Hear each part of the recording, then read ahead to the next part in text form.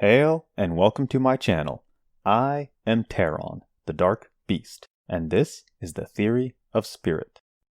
Things are going to be a little more informal and straightforward this time around, as I'll be going over all the symbol explanations that I didn't have time for in my last 3 videos. It's just going to be me today, because the rest of the Pantheon gang is taking a break. I'll be covering the 6 reality god symbols, and as I found out while writing this script, I'll also kind of be tying together all the primordials in a nice little set. So, with no more ado, let's get into it.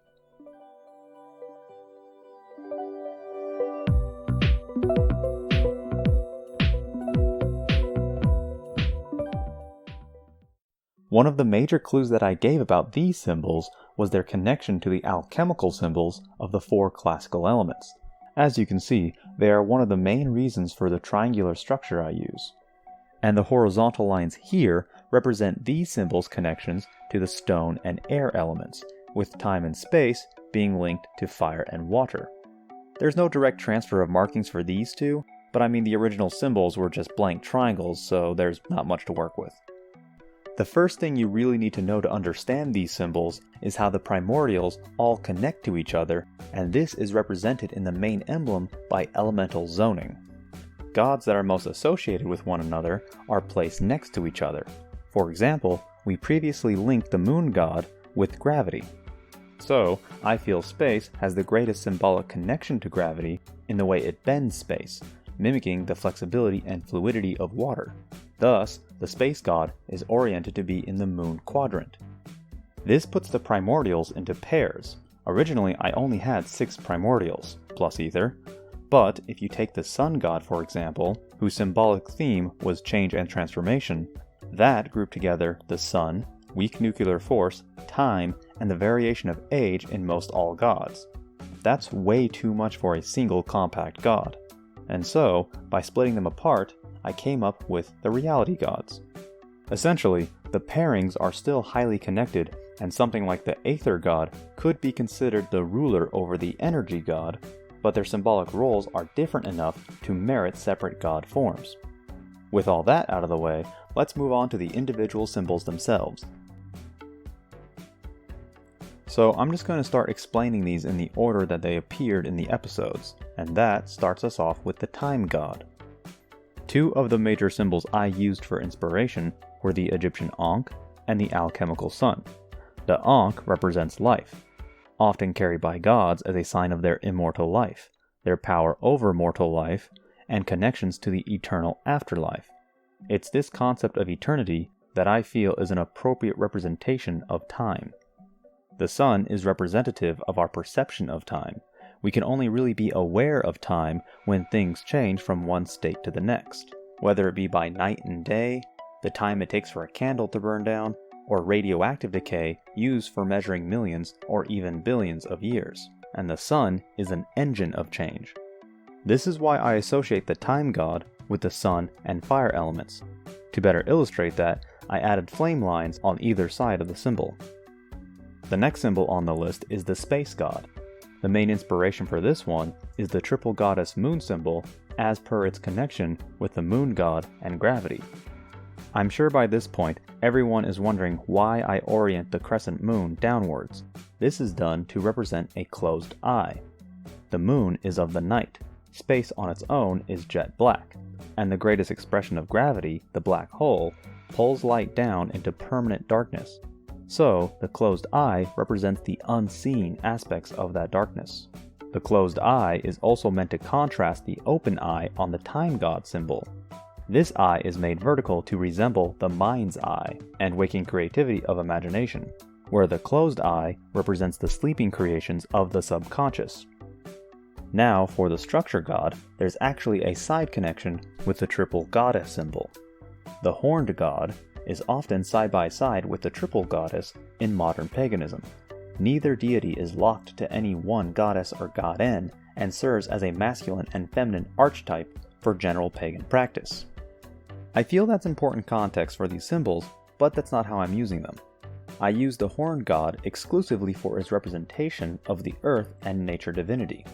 Also, the line that mirrors that of the alchemic earth symbol I made much thicker to resemble that of a medieval shield, something solid and unmoving, following the theme of the Earth Quadrant. Directly opposite the Earth Quadrant, we come to the Sky Quadrant and the Pattern God. Also, in being directly opposite to the Structure God symbol that depicts a shield, the Pattern God symbol depicts a spear or bow. This represents range and distance, similar to the communication at distance that the Sky God is known for. Further representing this distance, the symbol is segmented, with a tether like a road connecting them. This separation was inspired by the Eye of Providence and the Philosopher's Stone.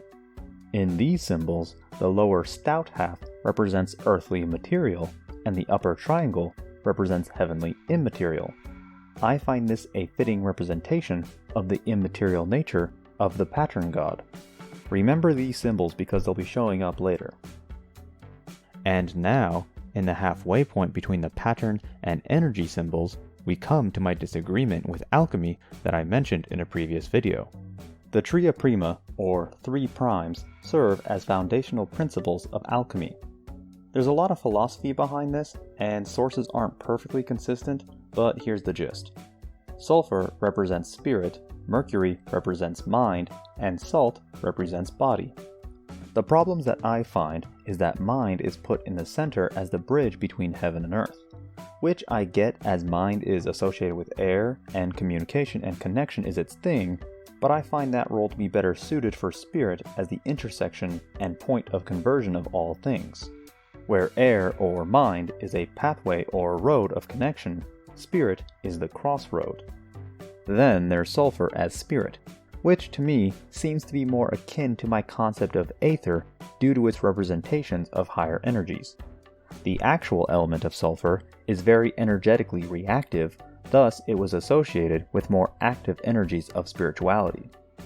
So I decided to break down these two symbols into my pattern symbol, and I reworked the 3-point foundation of mind, body, spirit to create my aether, ether, nether format, and in extension, the energy and matter gods, the symbols of which I made to resemble the Greek letters of Phi and Theta.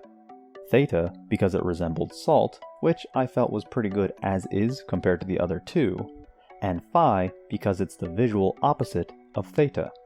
There are a few more reasons for these symbols, but that leads us into our last section. One thing I'm sure came to everyone's mind when first seeing this symbol for the Reality God set was, hey, that looks like a Star of David. To which I say, yes, and at the same time a huge, resounding no. While yes, it bears a similar structure, there's details to be considered. The Star of David isn't the only 6-pointed star. There's also the Shatkona, hope I'm pronouncing that right, which is a symbol from Hinduism for the union of masculine and feminine divinities. It is also featured on the symbol for the heart chakra. Then we have the Seal of Solomon, from Jewish medieval traditions, which is, to put simply, a symbol of magic craft. Even when symbols share origins or inspirations, their context must be considered for their full meaning. As shown here, yes, they are all 6-pointed stars, but the colors and details make them all different symbols with different meanings. So, when it comes to my version, I do like the idea of the merging between opposites, which is why all my lighter, more energetic symbols point up, while the heavier, more tangible symbols point down. And in regards to elemental zoning, the energy and matter symbols are placed halfway between quadrants to show their affiliation to the entire upper and lower halves, following the yin-yang theme of their aether and nether counterparts.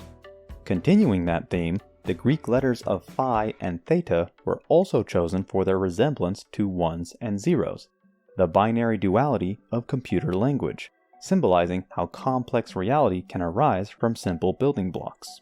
This also corresponds with the Philosopher's Stone in its symbolic division of heaven and earth.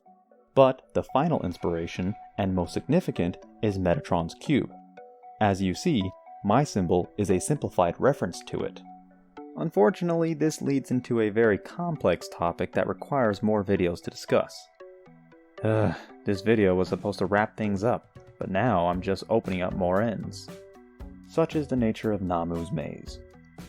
Anyways, Metatron's cube, and in turn, sacred geometry, is a full mythology of its own, which I want to make crystal clear is something I draw from but not directly follow, like all the other mythos. And with that, I conclude this section on the Primordials.